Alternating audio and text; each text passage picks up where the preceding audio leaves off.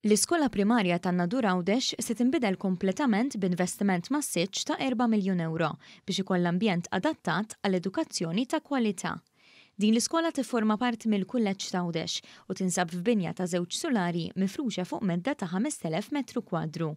Il-proġett mistenni jibda fix-xhur li ġejjin u se jinvolvi tisbieħ estensiv tal-iskola eżistenti biex ikollha spazji edukattivi moderni, aċċessibbli u komdi kemm għat-tfal u anki għall-edukaturi.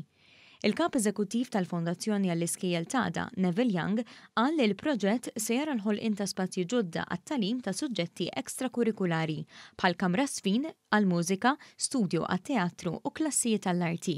Dan ix-xogħol ħajkun jinvolvi ristrutturar mill-bidu tal-iskola, ġifieri fejn l-iskola prattikament ħadd titħalla l-binja, titħalla biss bħala struttura u mbagħad jinbena kollox mill-ġdid f'dawk li huma relatati servizzi u akkomodis oħra. Il-Ministru għall-Edukazzjoni Ġustin Karwana spjegat li sakemm isiru x-xogħlijiet il-madwar 200 tifel u tifla u 30 edukatur ta' din l-iskola se jiġu rilokati f'partijiet oħra fin-Nadur. Bħalissa wkoll għaddejjin il-preparamenti biex jiġi awarded it-tender u wkoll biex ikun hemm proċess ta' rilokazzjoni tal-istudenti għal partijiet oħra fir-raħal ta' Nadur stess sakemm ikun qed isir ix-xogħlijiet għaliex qed nitkellmu fuq xogħlijiet estensivi u allura minħabba is-sigurtà tat-tfal ħajkunu qegħdin jinħarġu minn dawn l-ambjenti sakemm ikunu għaddejjin ix-xogħlijiet biex fis-sena skolastika ta' wara ikunu jistgħu jidħlu u igawdu l-ambjenti l-ġodda. Dan huwa proġett minn sensiela li ammontaw għal madwar 35 miljun euro li qed jiġu investiti fl-edukazzjoni f'Għawdex.